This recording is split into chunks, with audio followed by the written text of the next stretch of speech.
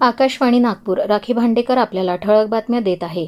जनमंथनच्या वतीनं महिनाभरापासून सुरू असलेल्या युवा शक्ती, प्रतिभा आणि ऊर्जेचा उत्सव मंथन फॉर युवा नागपूर या कार्यक्रमाचा समारोप आज मुख्यमंत्री देवेंद्र फडणवीस यांच्या उपस्थितीत रेशीमबाग मैदानावर होत आहे.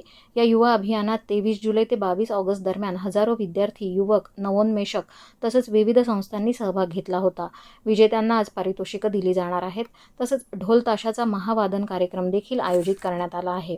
राहुल गांधी यांचा छात्रों की गूंज हा देशातील चौथा कार्यक्रम काल पुण्यात हजारो मुलींच्या साक्षीनं उत्साहात पार पडला. महिलांना दडपून ठेवण्याच्या मानसिकतेवर राहुल गांधी यांनी आपल्या संबोधनातून हल्ला चढवला.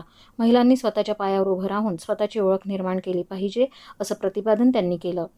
धानोरा तालुक्यातील जपतलाई इथल्या अनुदानित आश्रमशाळेतील विद्यार्थ्यांच्या सुविधा आणि सुरक्षिततेबाबतच्या त्रुटीत तपासणीत हलगर्जीपणा केल्याप्रकरणी तत्कालीन प्रभारी कनिष्ठ शिक्षण विस्तार अधिकारी SN कन्नाके आणि एकात्मिक आदिवासी विकास प्रकल्प गडचिरोलीचे सहाय्यक प्रकल्प अधिकारी PP सामदवार यांना निलंबित करण्याचे आदेश नागपूरच्या आदिवासी विकासच्या अप्पर आयुक्त आयुषी सिंह यांनी 21 ऑगस्ट रोजी जारी केले.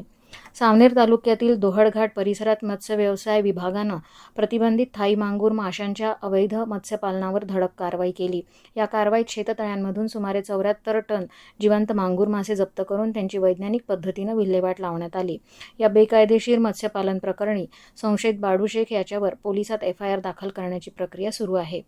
संत ज्ञानेश्वर माऊलींच्या 750व्या जन्मजयंती वर्षानिमित्त महाराष्ट्र शासनाच्या सांस्कृतिक कार्य विभागाअंतर्गत अमरावती महसूल विभागाच्या सर्व जिल्ह्यांमधील सर्व तालुक्यांमध्ये एकाच वेळी तालुकास्तरीय ज्ञानमाऊली हा विशेष सांस्कृतिक कार्यक्रम आज संध्याकाळी 6:30 वाजता आयोजित करण्यात आला आहे.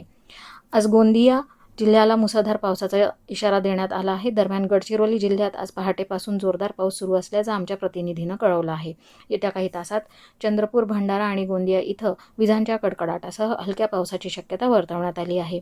याबरोबरच हे बातमीपत्र संपलं. यानंतरचं ठळक बातमीपत्र 11:57 ऐकता येईल. नमस्कार.